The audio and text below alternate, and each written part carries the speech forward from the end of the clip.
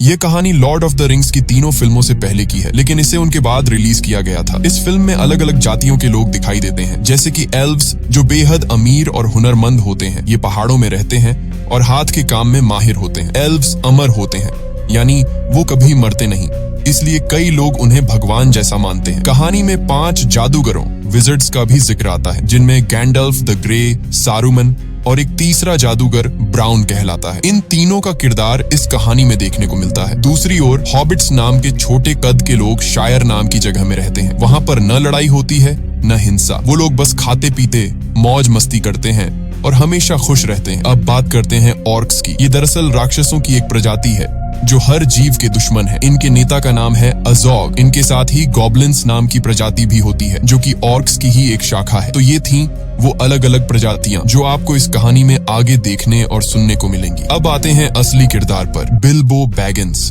जो फ्रोडो का चाचा है। इस कहानी में बताया गया है कि बिल्बो की जिंदगी कैसी थी। कहानी की शुरुआत में उसे 11 साल का दिखाया गया है, जब वो अपनी जिंदगी की सारी बातें एक किताब में लिख रहा होता है ताकि उसका भतीजा फ्रोडो उसे पढ़ सके। इसके बाद कहानी 60 साल पीछे चली जाती है, उस वक्त की जब ड्वार्फ्स यानी बौने लोग पहाड़ों के अंदर अपने खूबसूरत शहरों में रहा करते थे। उनकी दुनिया इतनी शानदार थी कि देखने वालों को स्वर्ग जैसी लगती थी। और उन बौनों के राजा का नाम था थॉरिन ओकेनशील्ड। थोरिन का राजवंश पूरी तरह सुरक्षित था, क्योंकि उसके बेटे और पोते दोनों जीवित थे। उस समय बौने लोग ड्वार्फ्स दुनिया के सबसे अमीर प्रजाति माने जाते थे, क्योंकि उनके पहाड़ों के अंदर सोने की नदियां बहती थीं। उन्हें वहां हीरे, जवाहरात और कीमती पत्थर मिलते थे और वे इन्हें तराशने में बेहद कुशल कारीगर थे। एक दिन एक बौने को पहाड़ की गहराइयों में एक विशाल हीरा मिला। इस हीरे को हार्ट ऑफ द माउंटेन कहा गया। राजा थ्रोर ने इसे अपनी शाही ताकत और हक का प्रतीक बना दिया और इसका नाम रखा द किंग्स जूल। कई सालों तक इस राज्य में सब कुछ शांति और समृद्धि से चलता रहा, लेकिन एक दिन उत्तर दिशा से एक भयानक ड्रैगन आ पहुंचा, जिसका नाम था स्मॉग। यह ड्रैगन अपने मुंह से आग उगलता था और बेहद क्रूर व लालची था। उसने अपने रास्ते में आने वाले सभी शहरों को जला डाला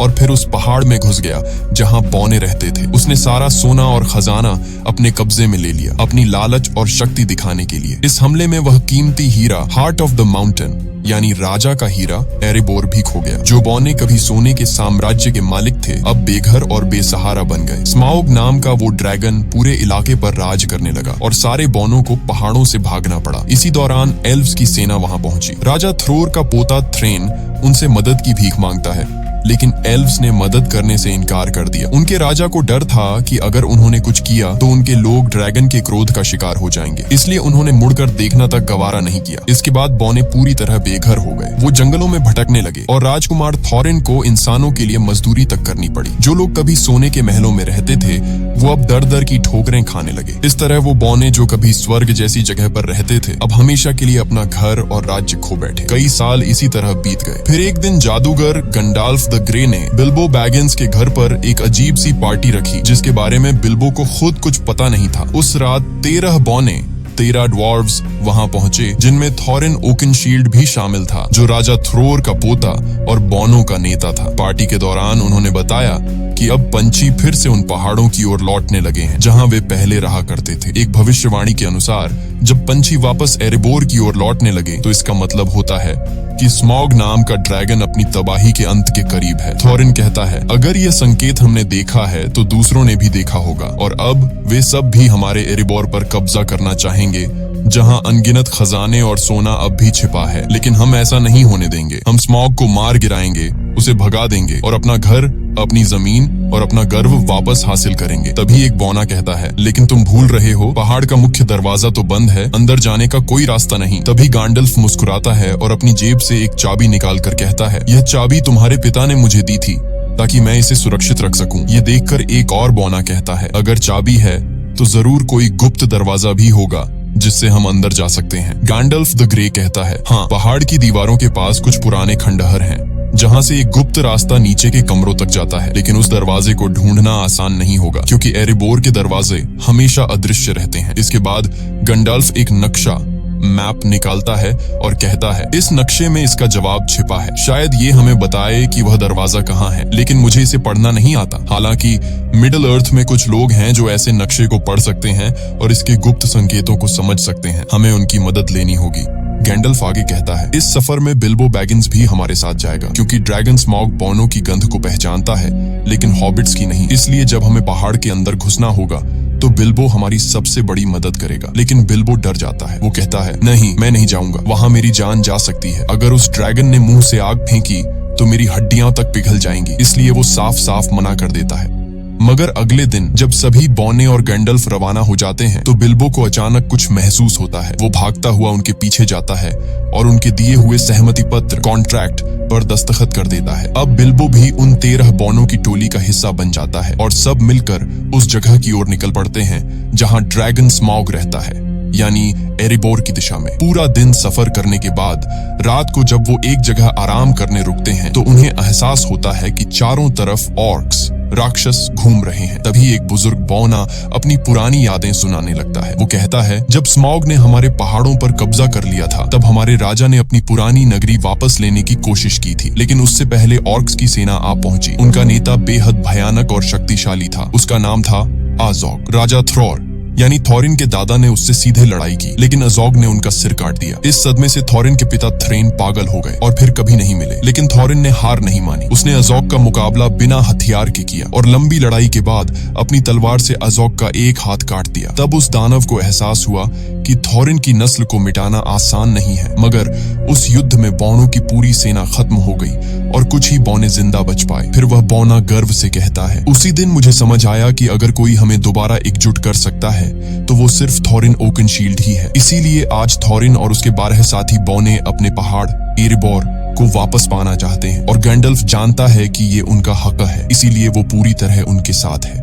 अगली सुबह सब अपने सफर पर निकल पड़ते हैं। रास्ते में चलते हुए गंडाल्फ समझाता है, हम 5 जादूगर हैं, यानी 5 विजर्ड्स मेरी तरह। इनमें सबसे शक्तिशाली और बुद्धिमान है सारूमान द वाइट, उसके बाद 2 नीले ब्लू विजर्ड्स हैं और 5वां है राडागास्ट द ब्राउन, जो इंसानों से ज्यादा जानवरों से प्यार करता है, इसलिए वो हमेशा जंगलों में जानवरों के बीच ही रहता है। अब गैंडल्फ थोरिन से कहता है, हमें एल्व्स के पास जाना चाहिए, क्योंकि सिर्फ एल्व्स ही उस नक्शे को पढ़ सकते हैं जो मैंने तुम्हें दिया है। लेकिन थोरिन ओकनशील्ड, जो बौनों का राजकुमार है, एल्व्स से नफरत करता है। वो गुस्से में कहता है, जब हमें उनकी जरूरत थी, जब स्मॉग ने हमारा घर छीन लिया था, तब एल्व्स ने हमारी मदद नहीं की थी। अब मैं कभी उनके पास नहीं जाऊंगा। यह सुनकर गैंडल्फ नाराज हो जाता है और वहां से चला जाता है। उस रात सब उसी जगह डेरा डालकर रुकते हैं। तभी अंधेरे में 3 विशालकाय राक्षस ट्रोल्स वहां आ जाते हैं और उनके घोड़े चुरा ले जाते हैं। बौने डर जाते हैं क्योंकि बिना घोड़ों के आगे का सफर नामुमकिन है। इसलिए वे बिल्बो को आगे भेजते हैं ताकि वो चुपके से जाकर घोड़े वापस लाए। लेकिन जैसे ही बिल्बो पास पहुंचता है, ट्रोल्स उसे पकड़ लेते हैं। अब हालत ये होती है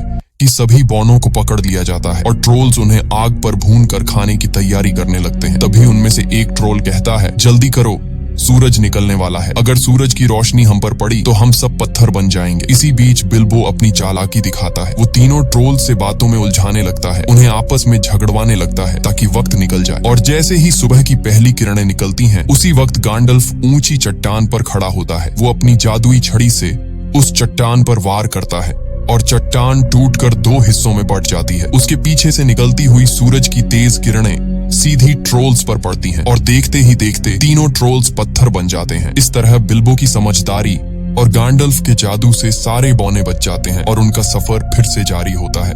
आगे बढ़ते हुए गैंडल्फ का 5वां साथी उनके पास पहुंचता है, जिसका नाम है राडागास्ट द ब्राउन। वो भी एक जादूगर है, लेकिन बाकी सभी से बिल्कुल अलग। उसके कपड़े मिट्टी से सने होते हैं और उसके आसपास हमेशा जानवर और पक्षी घूमते रहते हैं। वो गैंडल्फ से घबराई हुई आवाज में कहता है, ग्रीनवुड बीमार हो गया है। ग्रीनवुड उस बड़े जंगल का नाम है। वो बताता है कि वहाँ अब पेड़ पौधे उगना बंद हो गए हैं और जंगल में अब भयानक मकड़ियां बस गई हैं। वो कहता है, ये सारी मकड़ियां डोल गुलदूर नाम की जगह से आई हैं। डोल गुलदूर दरअसल ग्रीनवुड के अंदर एक पुराना किला है जो कभी सौरॉन की शरण स्थली हुआ करता था। गैंडल्फ हैरान होकर कहता है, लेकिन वो तो अब वीरान पड़ा है। इस पर राडागास्ट जवाब देता है, नहीं गैंडल्फ, वो वीरान नहीं है, मैं खुद वहां गया था। उसकी आंखों में डर झलकता है। वहां एक काली परछाई है, एक प्राचीन राक्षस की आत्मा जो अंधेरे की दुनिया से आत्माओं को बुला सकती है। उसने मुझ पर हमला किया, लेकिन मैंने किसी तरह खुद को बचा लिया और तभी मैंने अंधेरे में उस छाया को देखा। वो सौरॉन की थी। इतना कहकर राडागास्ट एक अजीब सी तलवार निकालता है और गैंडल्फ को दिखाता है। वो कहता है, ये तलवार तलवार किसी इंसान की बनाई हुई नहीं है, ये जीवित दुनिया की नहीं, कुछ और है। गैंडल्फ उस तलवार को देखते ही समझ जाता है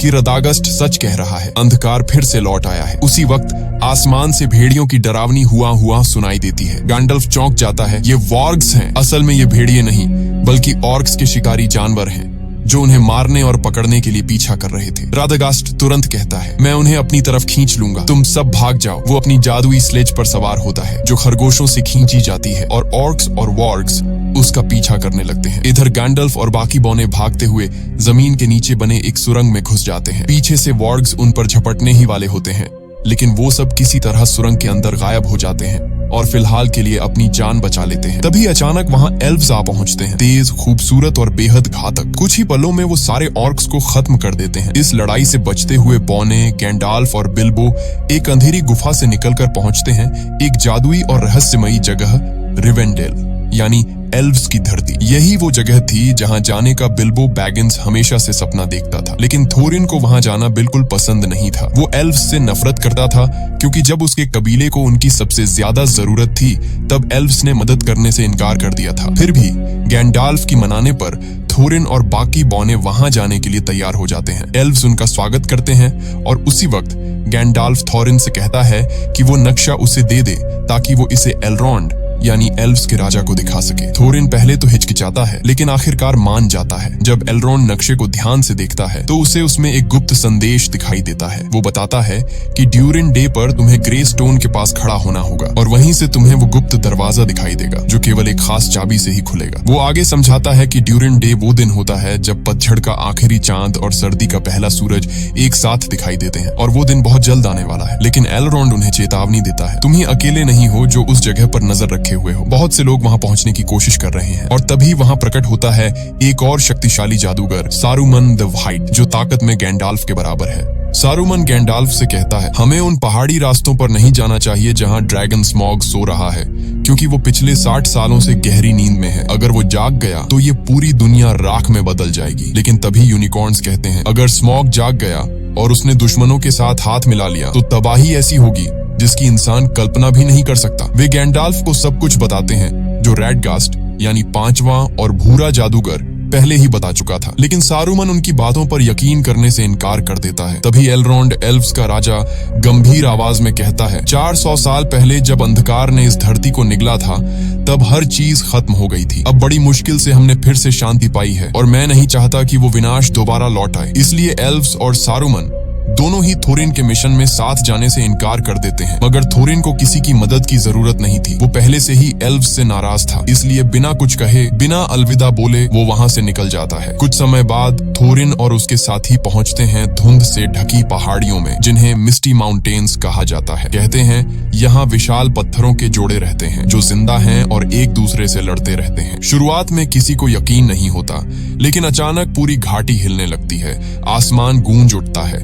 और सामने दिखते हैं वो विशाल पत्थर जो सचमुच एक दूसरे पर हमला कर रहे थे। उनकी टक्कर से पूरी धरती कांप उठती है और थोरिन का दल अपनी जान बचाने के लिए भागने लगता है। कोई और रास्ता न देखकर वे पहाड़ों की गुफाओं में छिप जाते हैं, लेकिन जैसे ही वे अंदर जाते हैं उन पर हमला कर देते हैं गॉब्लिन्स, डरावने, कुरूप और खून के प्यासे जीव। वे सारे बौनों को पकड़ लेते हैं और गहराई में ले जाते हैं। उधर दूसरी तरफ दिखाया जाता है कि ऑर्क्स और उनके निर्दयी नेता एजॉग, जो कभी थोरिन के हाथों अपनी बाह गंवा चुका था, अब गुस्से से पागल हो चुका है। वो दहाड़ते हुए अपने सैनिकों को आदेश देता है, थोरिन को ढूंढो और उसका सर मेरे सामने लाओ। थोरिन सोचता है कि एजॉग मर चुका है, लेकिन हकीकत में वो जिंदा है और अब उसकी आंखों में सिर्फ एक ही जुनून जल रहा है, थोरिन और उसके पूरे कबीले का सफाया करने का। थोरिन और बाकी सारे बौने अब ऑर्क्स के हाथों में कैद थे। तभी गॉब्लिन्स का राजा हंसते हुए कहता है, कोई है जो तुम्हें ढूंढ रहा है, कोई जो तुम्हें मारना चाहता है।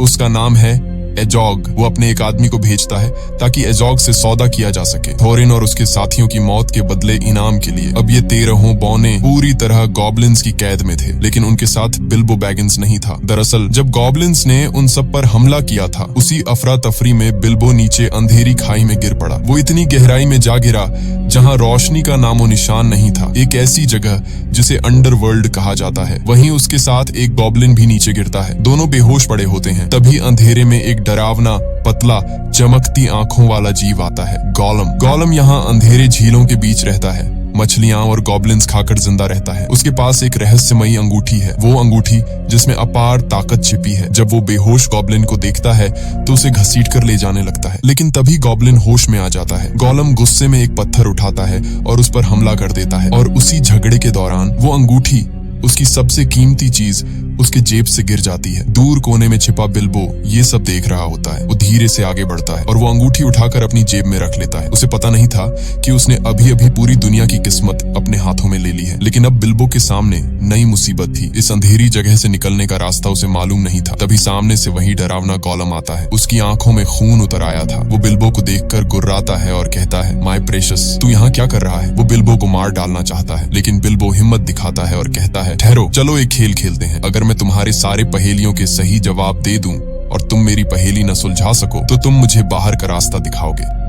गोलम मुस्कुराता है और शुरू होता है पहेलियों का खेल। मौत और आजादी के बीच एक खतरनाक दांव। दोनों एक दूसरे से अजीब सवाल पूछते हैं। हवा, आग, पहाड़, वक्त और अंधकार पर पहेलियां। एक एक करके बिल्बो सबके जवाब दे देता है, और आखिर में जब बिल्बो की बारी आती है, वो धीमे से कहता है, बताओ मेरी जेब में क्या है? गोलम हैरान रह जाता है। वो 3 बार कोशिश करता है, लेकिन हर बार नाकाम होता है, और अब शर्त के मुताबिक उसे बिल्बो को बाहर का रास्ता दिखाना था। पर तभी उसे एहसास होता है कि उसकी प्रेशस यानी वो अंगूठी गायब है। उसकी आंखों में पागलपन उतर आता है। वो गुर्राते हुए चिल्लाता है, वो इसे ले गया, वो चोर इसे ले गया। बिल्बो समझ जाता है कि मामला बहुत खतरनाक हो गया है। वो अंधेरे में भागता है, पत्थरों पर फिसलता हुआ, और अचानक गिर पड़ता है। उसी पल उसकी जेब से अंगूठी निकलकर हवा में उछल जाती है। बिल्बो उसे पकड़ने की कोशिश करता है और वो सीधे उसके उंगली में जा फंसती है, और अगले ही पल बिल्बो गायब हो जाता है। गोलम उसे नहीं देख पाता, बस उसकी आवाज सुनाई देती है। तभी बिल्बो समझता है ये कोई साधारण अंगूठी नहीं है, ये पहनने वाले को पूरी तरह अदृश्य बना देती है। उधर ऊपर दिखाया जाता है कि गैंडाल्फ ठीक उसी वक्त वहां पहुंच चुका होता है जहां सारे बौने गॉब्लिन्स के कैदी बने हुए थे। वो अपनी जादुई शक्ति से हमला करता है